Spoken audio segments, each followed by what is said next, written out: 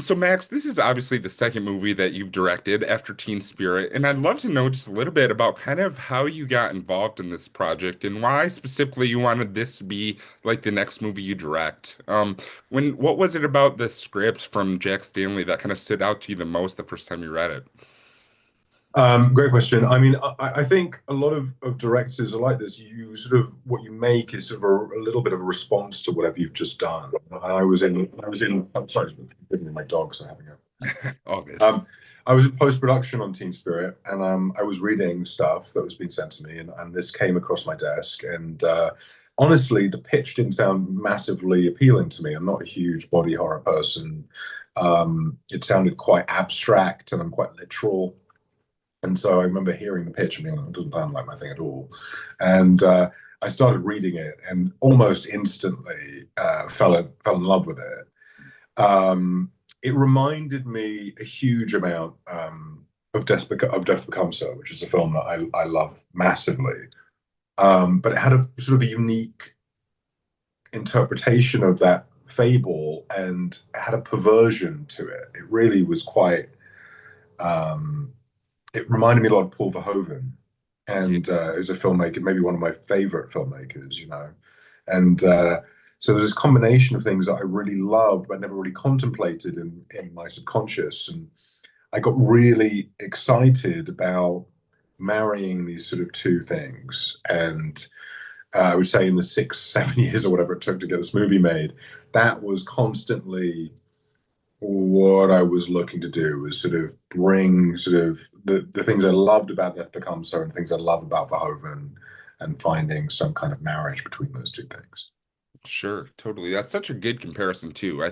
I watched Death Becomes Her for the first time last Halloween, and I became obsessed with that movie. And I've watched it like 5 times since, and I can totally pick up the vibes that you kind of put in here. I think that's a great comparison. Yeah, it's like I don't normally gravitate towards such high camp, but some when it's done well, it's really good fun. Yeah, Yeah. totally. And that kind of leads into what I wanted to ask you next too, because there's a lot of different things I love about Shell, but one of the things is that body horror aspect. Because I mean, you have a lot of fun with it, especially in the third act of the movie when things do like kind of ramp up and start getting crazy. Yeah, So yeah. I've just been kind of curious about what your relationship is with this genre. I mean, you weren't crazy into it, but was there a point or like a certain movie you watched like in the body horror genre that like you saw and clicked with you that like helps kind of make Shell? Totally. I mean, I act as well. Sometimes what I'm working on as an actor gets absorbed into what I'm writing. And I was actually working on a Saw movie Mhm. um, Viral, yeah. where while I was doing the rewrite on Shell.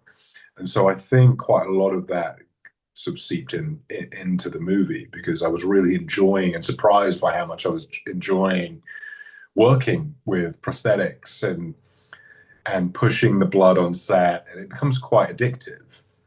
Um, and so I think, and I was also, you know, when we were testing Spiral, it was really interesting to watch those movies with an audience, and it was quite. I learned quite a lot from sitting with an audience and watching that film, and I think that a lot of that got absorbed into this movie. Totally, totally. I can totally see it. Another thing I found really interesting about this movie is just kind of what it's saying about like women in Hollywood and the film industry, how like someone can reach a certain age and then suddenly kind of the world changes for them without like any, it's not your fault or anything, but like you're older and suddenly everyone looks at you different. And so I thought that was really interesting. Can you just tell me a little bit about like those themes, how they kind of resonated with you and what made you kind of want to explore them in this movie? Yeah, look, I mean, I just turned 40 a week ago or something, and I, I just when I first read the script, it made me it made me think just a lot about my age in a way I hadn't really thought about before. I actually find it incredibly relatable, even though I don't share the gender of the protagonist, you know. Um, and Jack's original script actually had a very poignant ending, a very nuanced, poignant ending that probably didn't quite fit in with where we took the rest of the movie. But it was also something that really affected me, and I work very closely with Jamie Bell, who's my sort of chief collaborator in life, and he, we talked a lot about the script and the themes and what resonated with us, and that was a huge part of it. And with we I think we're surprised by how much that theme meant to us, and I've also been very conscious as somebody who's worked in this business for a while of um, how sort of easily dismissed sometimes careers can be in very sort of scary ways, how replaceable people can become. And the business is quite ruthless, and I have tremendous empathy for people because I don't think a lot of the time how good you are is factored in. Yeah. No, Um, yeah, totally. That makes total very sense. long-winded ending answer to your question. No, totally makes total sense.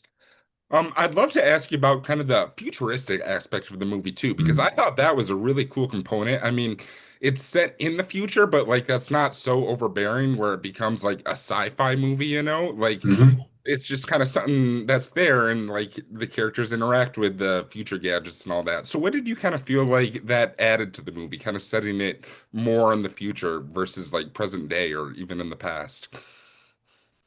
I think that was a sort of eccentricity that probably wasn't necessary, but I kept hanging on to, sort of as our budget kept getting whittled down and days got taken away from us. I kept sort of clinging on to this idea that we would maintain some kind of retro-futurism to the film. Um, it's really something that when I first read the script, that's how I saw the world, even though I don't think that's how it was articulated. It's just how I imagined it. And I thought a lot about Demolition Man. Mm. I thought a lot about movies that had it's sort of like what we thought, or Sleeper, that Woody Allen movie Sleeper. It's like what we thought the Yeah. future would look like 30 years ago, 40 years ago. And there's something kind of there's a wit in what we get right and what we get wrong. And I just found it kind of humorous, and I felt like it was a sensibility that suited this movie. And so I'm glad that it came through, and I've actually been surprised by how much people have been able to identify and articulate that element, which is Oh yeah. really No, totally, totally. I yeah. think it worked out great.